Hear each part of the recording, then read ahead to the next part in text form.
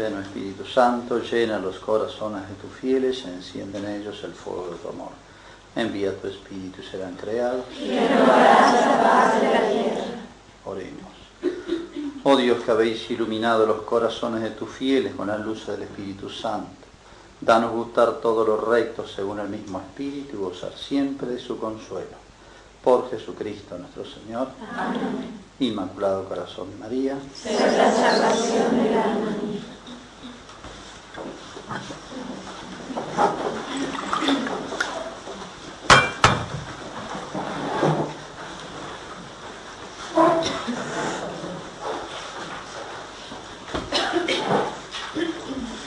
Bueno, vamos a ver de la Pasión de Cristo, comentando hoy en los dos temas del día, las 7 palabras de Cristo en la cruz.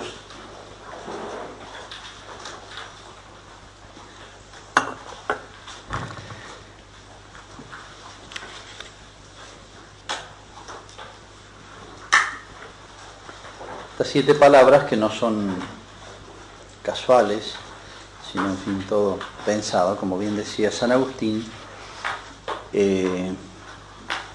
fue el último y más elocuente enseñanza de Cristo.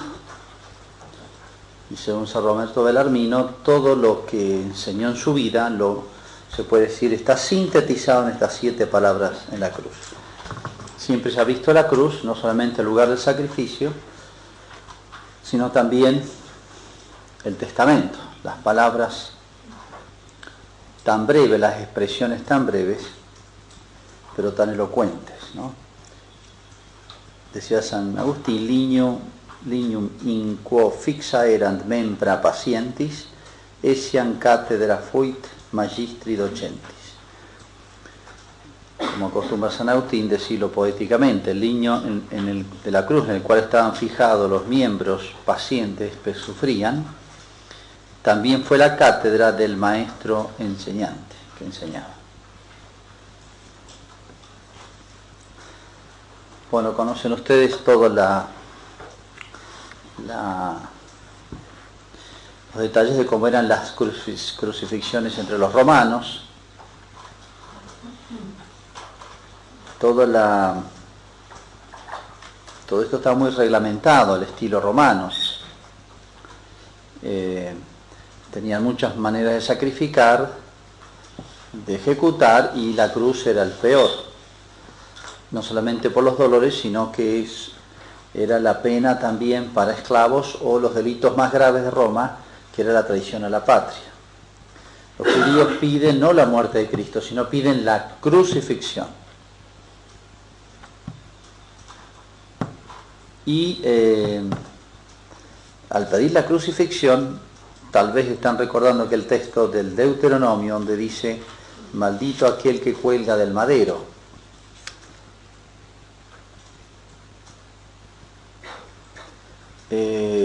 Los judíos, probablemente ese madero donde colgaba no se refería a la cruz, sino que después los judíos que ejecutaban los dejaban colgados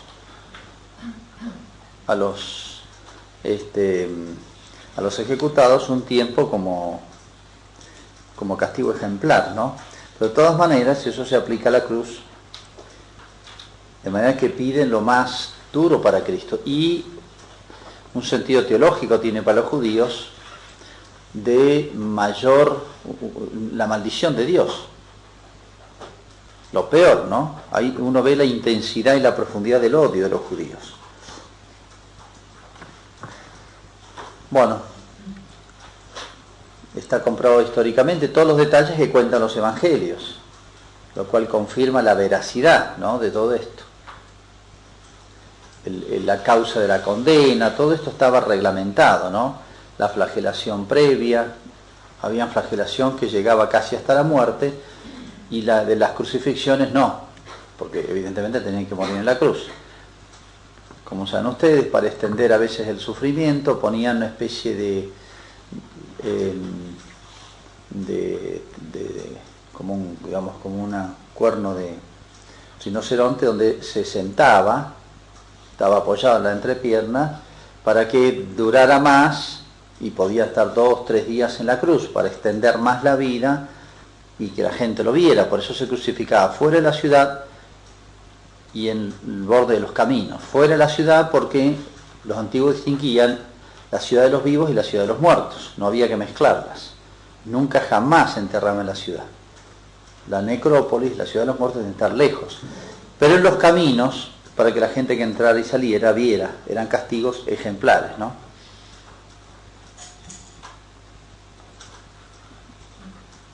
Bueno, los judíos, como los romanos, eran muy, en sus costumbres, muy de adaptarse a las culturas, religiones de los pueblos que anexaban. En Israel había habido con los judíos, las ejecuciones habían tenido, teniendo en cuenta las costumbres de Israel, algunas concesiones. Por ejemplo, las mujeres nunca se crucificaban desnudas, los varones también podían ser cubiertos, permitían que los acompañaran personas en la cruz, familiares, por eso hay personas al pie de la cruz, que en otros lados no permitían. Esos brebajes que le daban antes, que le dieron a probar a Cristo y Cristo no lo probó, era para adormecerlo un poco y aliviar los dolores, tenía un sentido analgésico. Eran todos maneras de atenuar la dureza del sacrificio de la cruz que los romanos le habían concedido a los judíos, ¿no?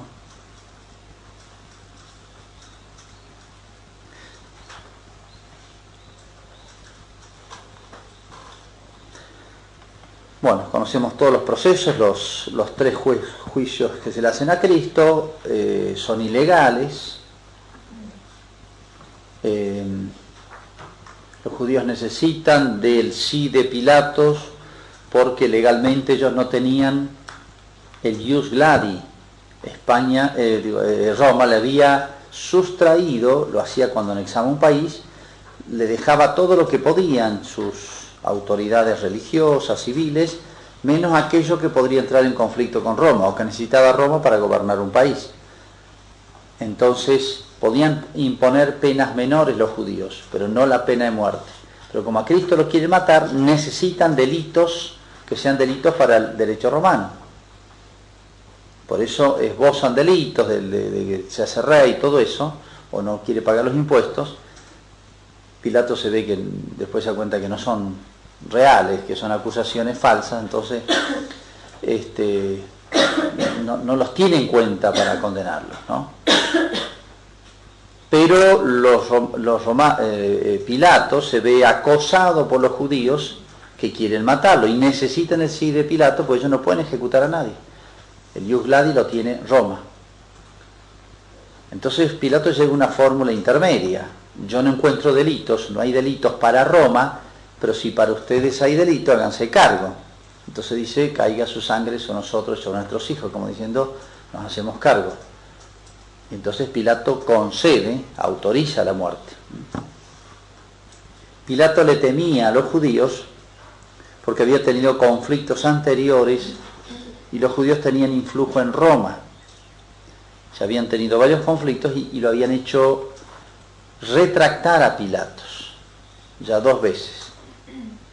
Entre otras había puesto las águilas romanas, por ejemplo, en la ciudad de Jerusalén, era una profanación. Había metido tropas con los insignias romanas. Habían acudido a Roma y Roma le había obligado a retirar a Pilato las águilas romanas. Había tenido un par de conflictos que había perdido, entonces lo atemorizan a Pilato. Si lo sueltas no eres amigo del César. Él sabe lo que significa eso. Pilato pertenecía a una de las tribus que después va a constituir la base de Roma, de los samnios, que eran los mejores soldados, los sacaban de ahí. De esa tradición venía.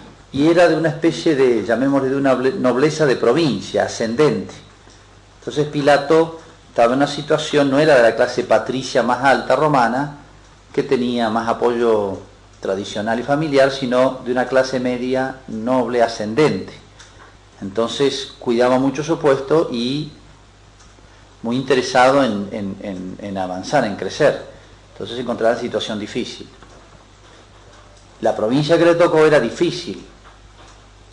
Los romanos dividían las provincias más fáciles y las más difíciles. Las más difíciles mandaban procuradores que tenían, por la distancia a Roma y por resolver, por ser conflictivas, tenían poderes extraordinarios. No necesitaban acudir al Senado a hacer una consulta, porque entre ir y volver pasaban 2 meses. Entonces tenían posibilidad de resolver algunos asuntos rápidos, ¿no? Pero siempre temiendo resolver mal. Según cuenta, y esto está documentado históricamente, Pilato después informa todo lo que pasó al final, informa a Roma. Parece que el emperador, en base a ese informe y datos posteriores, presenta al Senado un proyecto de declarar la religión católica religio lícita. Pero el Senado no aprueba eso. Y según parece, ¿por qué? Porque era una religión que excluía a las demás. Decía que era verdadera y las demás eran falsas, quedaban anuladas las demás religiones. Entonces el Senado romano, que siempre estuvo más o menos opuesto al emperador, había siempre un conflicto, ¿no?, entre emperadores y el Senado no aprueba eso. De ahí que el cristianismo fue declarado religio ilícita. Y esa va a ser la base de las persecuciones. Era la única religión ilícita. Esto lo atestiguan los padres de la Iglesia del siglo II y III, como de algo que estaba en los archivos. Tertuliano dicho, fíjense, eso está en los archivos de Roma. Se han perdido los datos, pero es muy importante eso. Y en eso se basan después Nerón para las persecuciones probablemente, ¿no? Y de ahí en adelante, hasta que se quitó lo de religio ilícita recién con Constantino. Lo que hubo es tolerancia. Desde Trajano, que era un tipo muy sensato, muy buen gobernante, dijo no se los persiga. Por más que haya una ley que él no puede derogar, porque está aprobada por el Senado, pero siempre fue religio ilícita por esa cuestión, ¿no? Desde la época de Pilato, dice con el informe de Pilato, según cuenta parte de la tradición y parte está documentado, ¿no? Bueno, entonces este fue el marco legal, jurídico, en el cual turbio, ¿no? Turbio no solamente el motivo, sino todo el proceso fue totalmente ilegal, fue nulo. Hay no sé si 16 o 18 irregularidades de parte de los judíos, ¿no?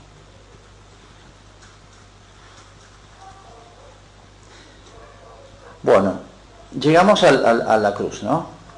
Ustedes saben que era todo el proceso, se llevaba normalmente el travesaño, el patíbulo, ya estaba plantado el otro poste, se lo clavaba y se lo elevaba y ya estaban los agujeros hechos, de manera que metían un clavo y lo doblaban.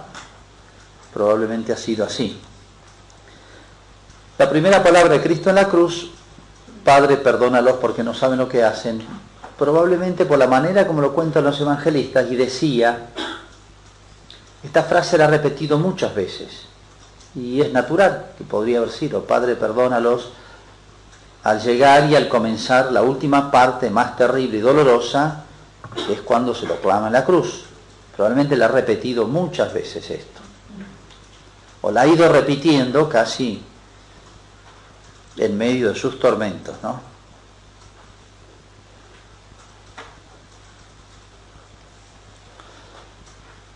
Si observamos esto realmente y recordamos cómo era el suplicio de la cruz, sobre todo esta etapa, cuando se introducían los clavos en las manos, los dolores, porque tocaban los nervios, lo terrible que habrá sido, ¿no?, pronunciar estas palabras en este momento.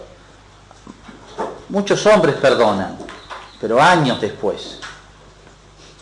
Una cosa es perdonar 10 años después, ya el olvido hace que sea mucho más. El tiempo ayuda, ¿no? Pero perdonar en el momento, y recordemos lo que significaba este momento, ¿no? Tanto es así que los romanos tan cuidadosos en la parte jurídica, autorizaban al pelotón de ejecuciones, que siempre tenía uno a cargo, el centurión en este caso, autorizaba a los soldados no a matarlo, porque siempre pedían la muerte. Los crucificados pedían que lo mataran rápido. No podían matarlo, tenían prohibido, pero sí podían arrancarles la lengua, lo único. Para no escuchar los gritos, los insultos, porque los ponían nerviosos a los romanos, para no le viniera un trauma después y soñaran y se pusieran mal.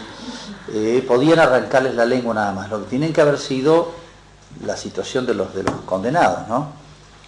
Entonces, esta gente estaba acostumbrada, porque ellos tenían una especialidad. Había gente que se dedicaba a eso y sabían hacerlo perfectamente, ¿no? Entonces, qué sorpresa para los soldados, esto nos explica después la conversión del centurión, de en vez de escuchar los insultos, escuchar esta frase que repite, ¿no? Y no solamente eso, sino que, fíjense esta primera palabra, los que sufren siempre piensan en sí mismos, es como una defensa natural. Y las tres primeras expresiones de Cristo son para los demás. Primero hacia todos, yo diría casi la más heroica, pues se dirige a todos, los verdugos, los que tiene ahí inmediatamente, judíos, romanos, etcétera, y bueno, esto está dirigido a toda la humanidad. Padre, y dice Padre, hace alusión al título más grande que tiene él como hijo. O sea, es una oración de intercesión por nosotros. Es la única oración de Cristo de intercesión en la cruz. Y acude al título más alto que tiene, de cercanía con el Padre. El Padre y yo somos uno. Por eso no existe una oración más eficaz que esta, ¿no? Y fíjense que no pidió salud para los enfermos, ni la resurrección de los muertos, ni todo eso, sino el perdón. Esto hace ver que, digamos, el mal más grande que tiene el hombre es la distancia con Dios, es la separación con Dios, que se llama pecado.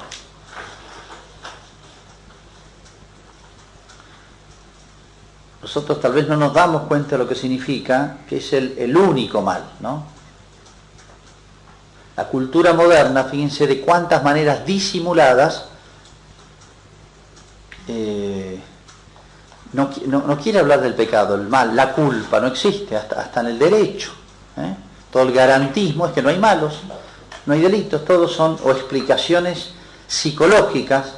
Tuvo una infancia muy mala, porque el abuelo le pegaba, entonces salió delincuente. O la sociedad lo hace malo, pero es una abstracción, la sociedad ¿quién es? Entonces diluye el mal. El mal estrictamente, la culpa, la responsabilidad sobre la culpa, nadie quiere asumirla. El hombre quiere sacársela de encima. Es más, hoy se ha universalizado, aún aquel que quiere confesar y recibir el perdón, hablan de errores, he cometido errores. ¿Han visto? Se ha universalizado la palabra, no son pecados, son errores. Es muy distinto. Es muy distinto. Nunca se ha hablado tanto de la dignidad del hombre, de los derechos del hombre, etcétera. Pero resulta la dignidad del hombre, lo primero que debe tenerse en cuenta la dignidad del hombre es que asume lo bueno y lo malo.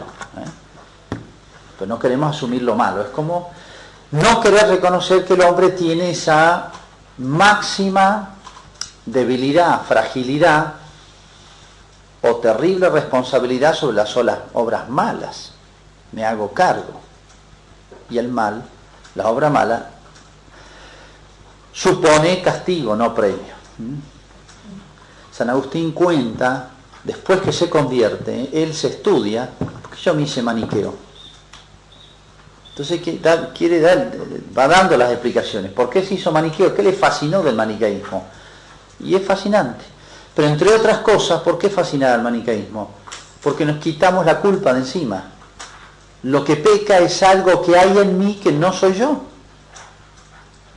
Es lo corpóreo. El yo es mi alma, que es divina, como va a pecar Dios.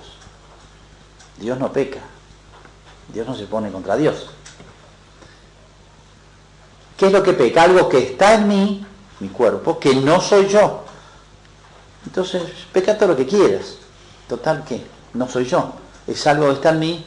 ¿Y qué es el pecado? Sino algo, no una acción libre, sino sustancia. El mal es sustancia. Es de la esencia de mi corporeidad el mal. Entonces, la sustancia no puede dejar de ser sustancia. Entonces, no existe el mal en último término. O al menos yo no tengo nada que ver con eso. O si se quiere, el mal es tan malo que es sustancia mala. Lo corpóreo es el mal. O el mal es cuerpo, materia. ¿Entienden cómo se arma todo este invento, esta fantasía, esta ideología, en último término para quitarnos el terrible peso de la culpa? La conciencia del pecado solamente se tiene ante Dios. Como decía Pío XII, se ha perdido el sentido de Dios, se pierde el sentido de pecado. Y el hombre se hace el tonto, no quiere asumir eso. Esto no lo asumo y no lo asumo. Porque es la más terrible responsabilidad del hombre, enfrentarse al Creador, a Dios. Entonces hay mil vueltas.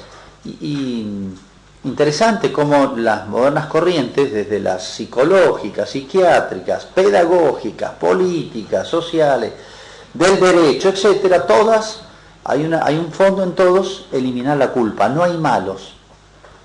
Los malos no son malos, ¿no? Los delincuentes no son delincuentes.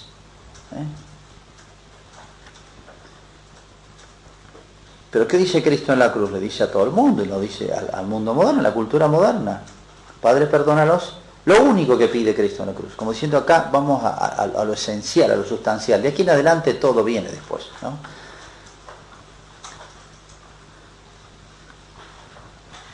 Y fíjense, desde otro punto de vista, no solamente nos tiene que hacer pensar que es la primera palabra y la única petición que hace para nosotros. El gran intercesor, lo que pide para nosotros es el perdón. Y nosotros no sé si le hubiéramos pedido eso.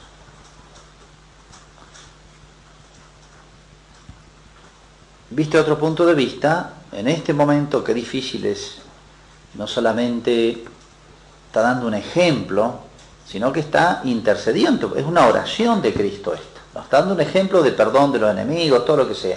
Ejemplo. Pero aparte es una acción de Él, del mediador. Y una acción ejemplar, no solamente perdonar al enemigo, que es el acto más grande y tal vez más difícil de caridad, y en ese momento, no 10 años después, en ese momento. Es un gran acto de misericordia y fortaleza. Platón decía: los débiles son crueles y duros, y los fuertes son misericordiosos y mansos. Curiosa y muy aguda la observación de Platón. Los débiles son crueles. Entonces esta no es un acto de debilidad de Cristo, es el máximo acto de señorío, de grandeza, que le da el amor, la caridad, ¿no? Esto es caridad pura, el amor al enemigo y la misericordia, la sobreabundancia, ¿no? Él había enseñado, habéis oído que se dijo, pero yo os digo. De nuevo el salto del Antiguo al Nuevo Testamento, que lo hemos visto de mil maneras, en figuras y ahora en realidad. El habéis oído que se dijo es Moisés, pero yo os digo. O sea, hay una superación, se nos pide más, porque se nos dan más fuerzas. La diferencia del Antiguo al Nuevo Testamento es eso, sobreabundancia de la gracia. No es que no existiera la gracia antes, sino ni la Virgen podría haber sido la Inmaculada, ni nadie convertirse. ¿Cuál es la diferencia del Antiguo al Nuevo? Varias, pero podemos centrarla en una: la abundancia o sobreabundancia de la gracia, de los instrumentos, de los medios, bueno. Este amor al enemigo, que no es decirle al mal está bien, no es cambiar el nombre de las cosas,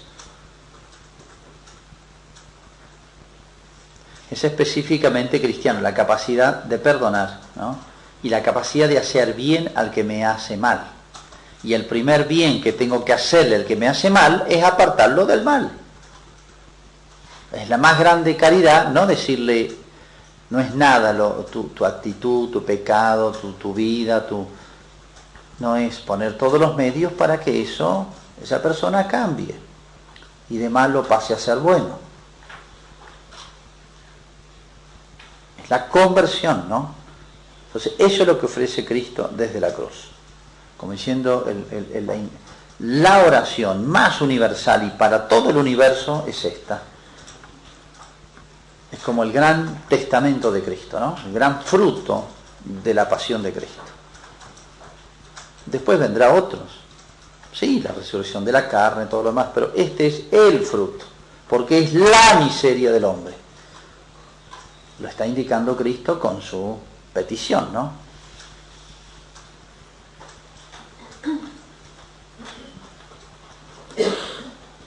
Y esto es específicamente cristiano, porque el cristianismo es el único que entiende que el pecado es pecado y le pone el nombre a las cosas y entiende la profundidad del mal humano que es el pecado. No es ni enfermedad, ni una cuestión sociológica, ni un problema de salud, etc. ¿Han visto? Hoy se analiza todo desde ese punto de vista. La droga está mal porque se enferman. Los desórdenes de la sexualidad están mal por dos problemas: los embarazos, que pasó a ser una enfermedad, o las enfermedades venéreas. Pero ese es el único problema. No lo plantean moralmente al tema. Y hoy, para entrar en muchos ambientes, hay que plantearlo desde el punto de vista psicológico, humano, físico, y después hacer dos consideracioncitas morales. Pero no es el principal planteo. Pero el problema del alcoholismo es otro, el problema de la droga es otro, ¿entienden? Se plantea solamente desde el punto de vista médico, y no es el problema central. Y lo otro es como si hubiera una incapacidad para percibirlo, ¿no? Y así todos los problemas.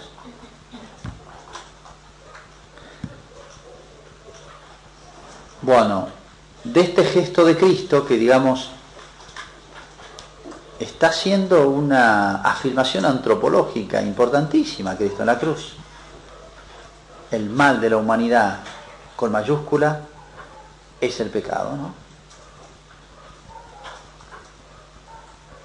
Y el remedio universal es el perdón, la gracia del perdón, ¿no? Por eso, cuando dijo yo estaré con vosotros hasta el fin del mundo, Él va a prolongar su existencia a través de todos los siglos con los mismos gestos, ¿no? El yo te absuelvo de todos los siglos es como un eco de este perdónalos porque no saben lo que hacen. Cristo vivo que sigue en la iglesia perdonando, ¿no? Cuando pensamos que la humanidad crucificó a Cristo, estamos todos ahí, ¿eh? No vinieron los diablos, no vinieron la humanidad, ni los marcianos, ni de otro planeta. La humanidad crucificó a Cristo, a Dios. ¿Y qué hubiera sido nosotros si hablaba Dios, habló Dios, ¿no? Pero apelando a su grandeza, a su dignidad, a la justicia? Madre mía, hubiera temblado la tierra. El hombre crucificando a Dios, después de haber cometido una cantidad de injusticias, las cosas que con todo derecho, justicia, podría haber dicho Dios a la humanidad, o podría haber hecho para castigar a la humanidad.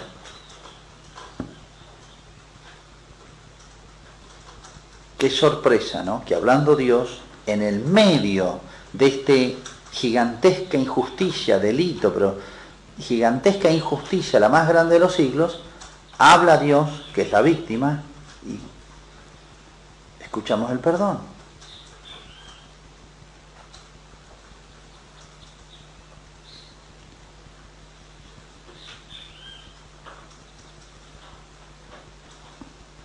Es un abismo esto de la misericordia de Dios, ¿no?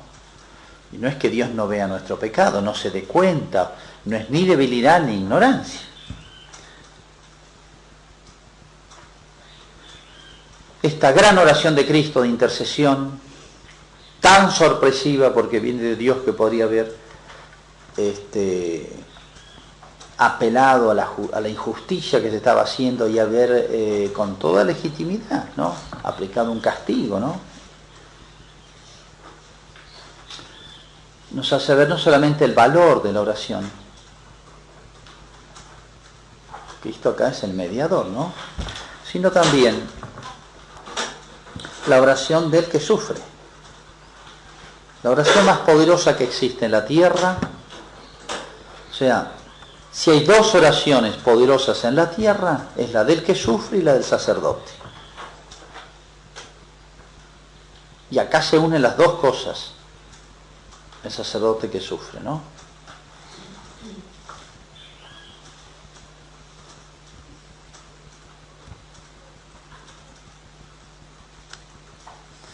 Segunda palabra, hoy estarás conmigo en el paraíso. Bueno, con Cristo fueron llevados, siempre se agrupaban las ejecuciones,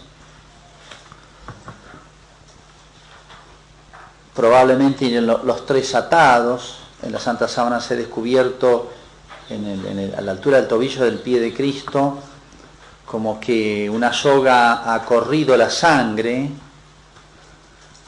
y eso calza muy bien con la manera, pues llevaban a uno del brazo a los pies del otro, del pie del otro al brazo del otro, y así. Iban atados los que iban a crucificar. Bueno, a Cristo lo han llevado con los otros dos. No sabemos qué es lo que han padecido antes estos hombres, si han sido flagelados o no, probablemente no. E incluso un gran especialista en la Santa Síndone sostiene que los dos ladrones no estaban crucificados, estaban con clavos, estaban atados, que era otra manera. Los ataban en la cruz, pero para poder respirar tienen que levantarse sobre los brazos. Obviamente duele mucho menos, pero se agota y mueren por una especie de asfixia. Y si quieren acelerar la muerte, le quiebran las piernas, que es que hicieron. ¿De dónde sostiene? Porque dice junto a la cruz Jesús estaba, no dice estaban clavados en la cruz. Él sostiene que los diálogos largos de estos hombres que hablan en la cruz, las frases de Cristo son muy breves, suponen que este hombre, nadie que esté con clavos y colgado puede hacer esa frase tan larga, mira no sé cuánto, nada hecho, en cambio nosotros, uno la hace más corta, ¿entiendes? No tiene tanto aire, trata de sintetizar un poquito, hace un esfuerzo, ¿no? No sé qué hubieran hecho algunas si hubieran estado crucificadas, ¿no? Bueno, él supone eso, bueno, por los diálogos más largos, que sufría mucho menos que Cristo, ¿no? Pero no obstante, mueren después al quebrarse de las piernas. Uno a la larga moría lo mismo, ¿eh? Eso era no es que sea tan cómoda la cosa, ¿no? Bueno, puede ser una conjetura, pero bueno, estos dos hombres realmente seguro que han oído hablar de Cristo. ¿Quién en Israel no oyó hablar de Cristo?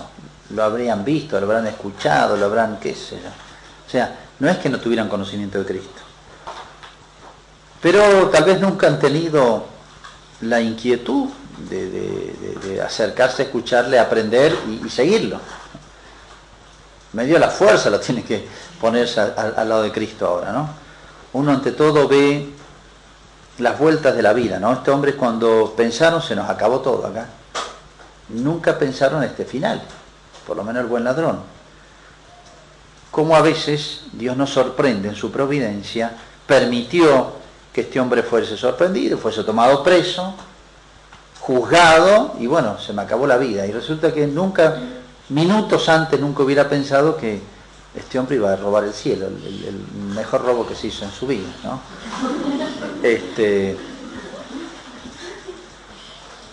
Los caminos de Dios, uno dice, de la providencia de Dios, del mal sale bien, cuando se espera, cuando todo se termina, todo empieza, en los planes. Dios maneja el universo, ¿no? Dios maneja con su providencia todas las cosas, ¿no? Cuando hubiera tenido la oportunidad, o Dios le hubiera dado la ocasión de estar tan cerca de Cristo, que muchos desearon y a lo mejor no pudieron, como no es que haya que recomendarse al ladrón y de todo el delito, pero Dios saca bien de males en su providencia, ¿no? Bueno, estos dos hombres, uno ve, los dos sufren lo mismo. Los dos tienen aparentemente un mismo currículum, pero qué distinto reaccionan.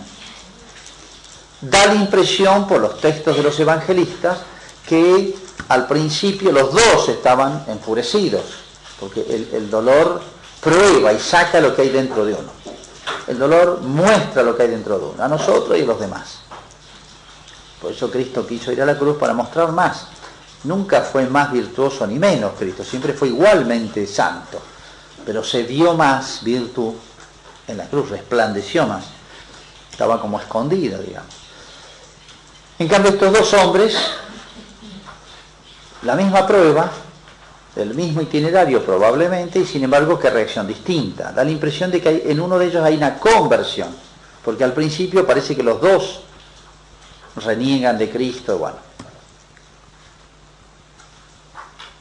creo que no se puede descartar de que el tiempo, desde que los crucifican hasta que mueren, han pasado horas. No sabemos exactamente. Como ellos contaban de a 3 horas, de a bloques, tercia, sexta, nona, etc. Bueno. Pero ha pasado tiempo, terminó el proceso de la ejecución, están clavados en la cruz, puestos en la cruz, y ahí quedan los soldados. Entonces yo pienso que puede conjeturarse, aunque no está en la Escritura, la intervención de San Juan, al escuchar a estos hombres, la intervención de la Virgen, lo habrá convencido de que quién era al lado, quién tenía, que él podía darle el perdón, que hay otra vida, que en fin, todo lo que... No han estado pasivos ni San Juan, ni la Virgen, ni María Magdalena, la convertida. Yo fui peor que ustedes, le habrá dicho. Si a mí me perdonó, yo cambié... No sé, pero los personajes del pie de la cruz, que a veces los hacemos demasiado estáticos, porque así aparecen las estampitas, pero...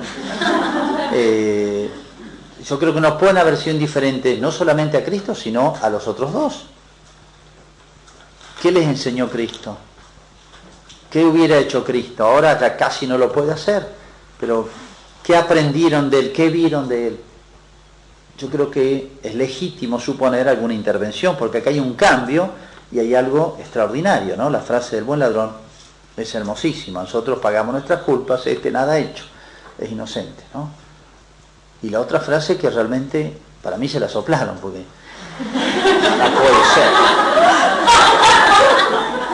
Es demasiado, la verdad que es demasiado. Díganme. Porque ¿qué hubiera dicho uno? Dame una ayudita, qué sé yo, estoy sufriendo mucho, qué sé yo, no sé. Pero la frase del buen ladrón realmente es extraordinaria, ¿no? Acuérdate de mí cuando estés en tu reino. Le habla del reino, como Cristo se está muriendo y sabe que no va a morir, o que está vivo, o que va a estar vivo aún en la muerte, porque la divinidad nunca se separó del cuerpo, ni del alma. Murió humanamente, pero es una muerte muy momentánea. Más allá está la vida humana y la vida divina, del reino de Cristo, etc. Hermosísima la oración del buen ladrón. Es la oración también del que sufre, ¿no? De la cruz a la cruz. Acuérdate de mí cuando estés en tu reino. Esto vale 1000 veces más que todos los judíos que lo aclamaron rey hace unos días. ¿Y dónde está? El reino, Hosana al hijo de David, al rey que viene, no sé cuánto. No, a este le creo. ¿Entiendes? Lo otro, bueno, no sé dónde están, ni con qué profundidad lo dijeron, ¿no? Y creo que, por más que le hayan dado el libreto, por más que lo hayan dicho, pedirle esto, decirle así, él la entendió. Porque si no, pocas veces Cristo se expresó, por así decir, con más entusiasmo ante una conversión como la de este. Hoy estarás conmigo en el paraíso, ¿no?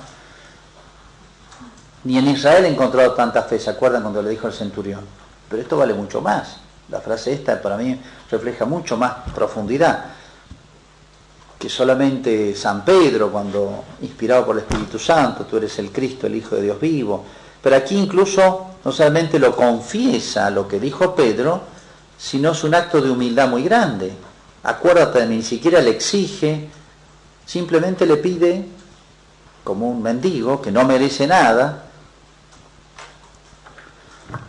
Y la respuesta de Cristo nos hacen ver realmente el sentido profundo, o el sentido en la intención, no solamente en las palabras, sino en la intención del alma, del corazón de este hombre, lo que había ahí adentro, porque podrían reflejar las palabras algo que él ni entendiera en profundidad. Hoy, conmigo en el paraíso, no hay desperdicio acá, ¿no? Hoy, o sea, no le dice, vamos a ver, tenés que pasar el purgatorio, vas a tener que purificar un poquito más, o si perseverás, vamos. Fíjense, le dice hoy una especie de urgencia, como diciendo, más pronto que el hoy, no sé qué hay, ¿no? Esa prontitud con la que Cristo responde a un corazón realmente contrito, ¿no? Hoy, conmigo, le ha dicho que es rey, tu reino. Conmigo, rey.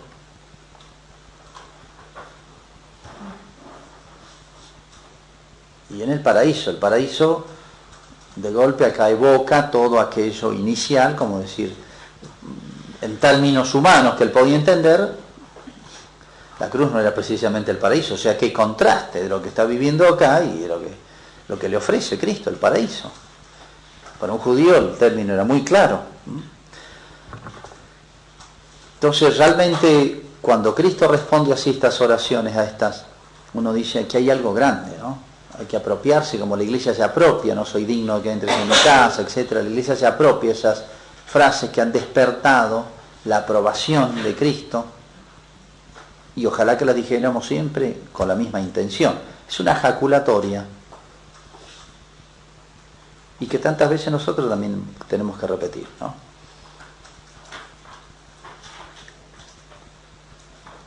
Decíamos que a veces los males del mundo nos hacen un poco pesimistas y nos hacen un poco dudar de Dios, de la capacidad que tiene Dios para transformar las piedras, de las piedras hijos de Adán. O sea, para Dios no hay pecados graves, no hay pecados indestructibles, no hay pecados que no puedan borrarse, si Dios es Dios, ¿no? Eso que Lutero, llevado por sus problemas personales, él no podía vencer sus concupiscencias, entonces pensó que eran imperdonables, eran imborrables.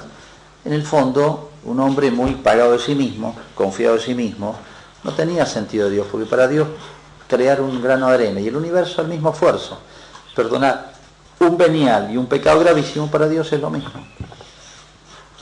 Entonces, si este hombre en esa circunstancia el dolor acerca o aleja, pero nunca deja igual, en esa circunstancia dio un salto espiritual tan gigantesco, ¿a quién no puede convertir la gracia?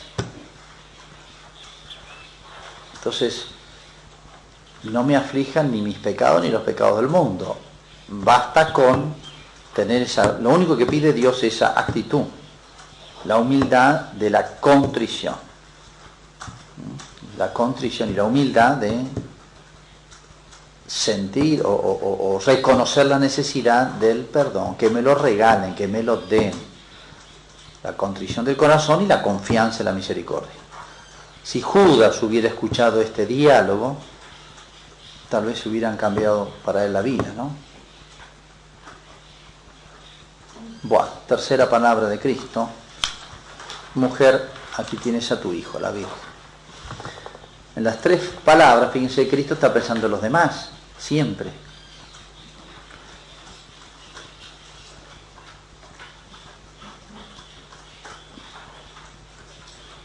La Virgen al pie de la cruz. Recordemos que es cooperadora, está unida a Cristo desde el principio. Ella, este tema lo debe tener claro, es la corredentora. cuánto han hablado con Jesús desde la infancia, la adolescencia, cuánto lo ha tratado, cuánto lo ha escuchado, cuántas cosas más que no están en la Escritura. San Juan dice que esto es nada de lo que predicó Jesús. Es evidente. Y todo lo que han hablado en privado, etcétera, de la misión de la Virgen, es un tema que entre los dos está claro. Si Cristo tanto le dedicó a los apóstoles, cuanto más a la Virgen. No obstante, ella iba de sorpresa en sorpresa, ¿no? O sea, cuando Simeón le dice una espada de dolor atravesará tu corazón, etcétera, ¿cuánto habrá quedado pensando ella? Y cuando Jesús le dice a Jesús, ¿por qué nos has hecho esto? Debo ocuparme de las cosas de mi Padre. Ella, esa pregunta, ¿por qué? Lo habrá vuelto a hacer y aquí también, lo creo. Y la misma respuesta tal vez explique toda la vida de Cristo, ¿no? Debo ocuparme de las cosas de mi Padre, ¿no? Entonces, así como a ella han sido cosas nuevas, sorpresas, toda esta última etapa, ¿cómo iba a ser esta entrega? Cristo profetizó su muerte, fenómeno. Pero todos los detalles, y otra cosa es conocerla y otra cosa es estar dentro de eso, ¿no? Vivirla, ¿no? Padecerla. Hay que meterse en el alma de la Virgen y no solamente sufrir por su Hijo, sino sufrir como corredentora, por todos. Cristo cargó con todos los pecados del mundo, no los suyos. Y la Virgen de alguna manera también. Entonces, si vemos cuánto le significó su Hijo, tenemos que también unir, porque es la corredentora, cuánto le significó la humanidad. Los dolores de la Virgen no eran solamente los de Cristo muriendo en medio de una gran injusticia. Lo que cargaba sobre el corazón de la Virgen es muchas cosas más. Yo pienso que le dolería más la ausencia de los apóstoles, la traición de Judas, el pueblo de Israel elegido y tantos. Acuérdense que la ciencia de la Virgen, el conocimiento de la Virgen no era un conocimiento común, ordinario, ¿no? Tenía una ciencia especial, ¿no? Entonces, hay que tratar de meterse dentro del alma de la Virgen. Y esta hermosa y misteriosa frase, aquí tienes a tu Hijo. Como diciendo la Virgen, yo diría declarando algo que está más para nosotros que para ella, más para San Juan que para María.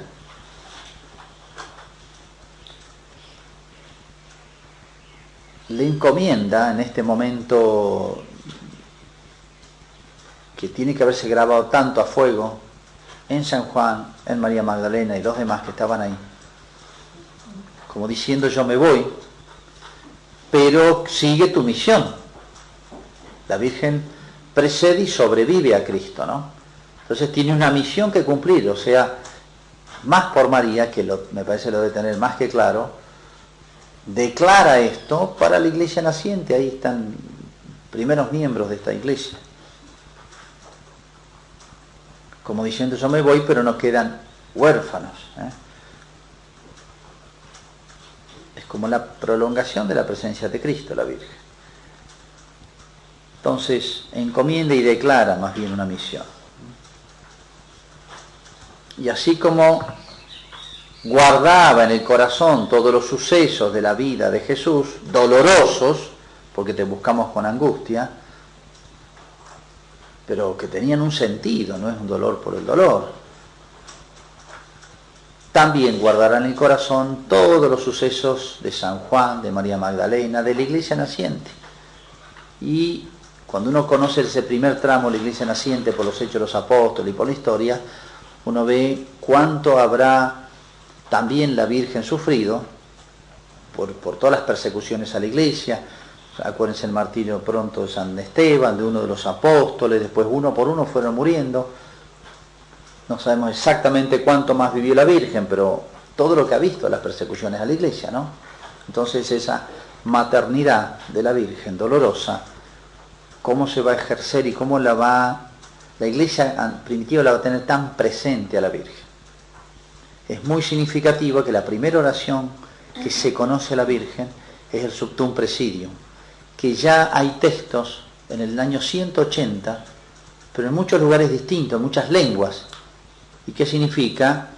Que si nos retrotraemos, tenemos que retrotraernos en el tiempo también, y entonces no sabemos de cuándo ha surgido, pero de las primeras generaciones cristianas. Bajo tu amparo nos acogemos. Y es lo mismo. Aquí tienes a tu madre, aquí tienes a tu hijo, y bajo tu amparo nos acogemos. Es la expresión, es como la respuesta de San Juan. Si San Juan hubiera respondido ahora, tal vez hubiera hecho esa oración. Porque el hijo se ampara en la madre, ¿no?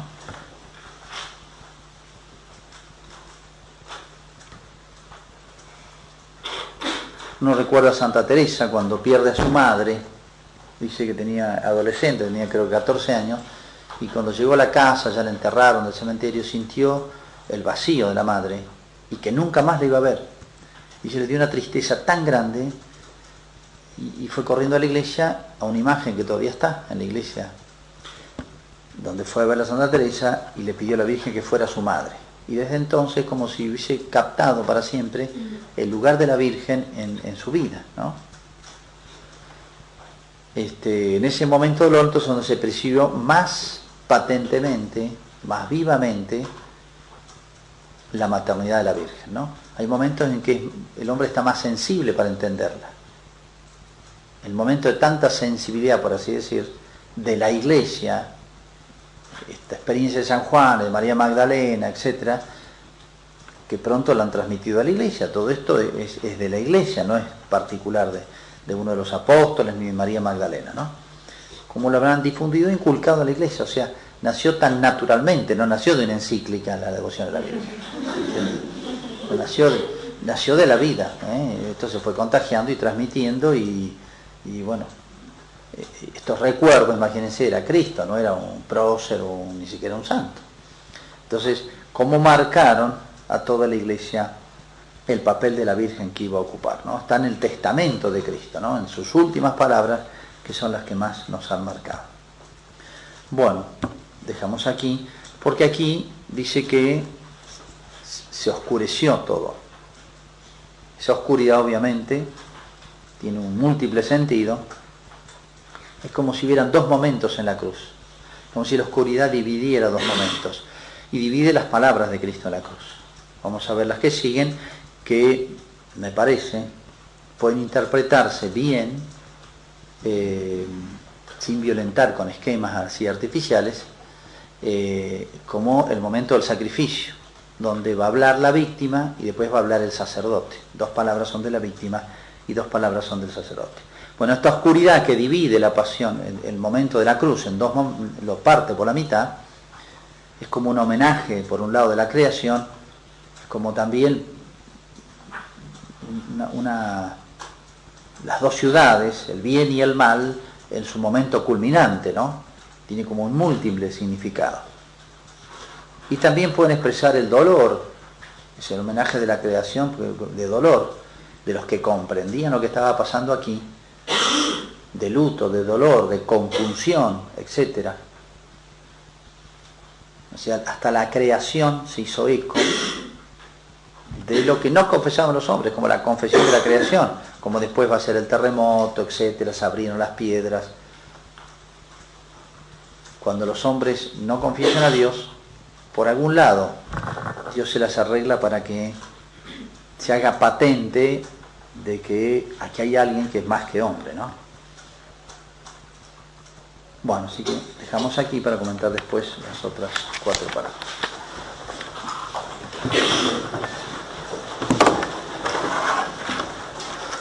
Gloria al Padre, al Hijo y al Espíritu Santo. Como en el principio y siempre, por los siglos de los siglos. Amén.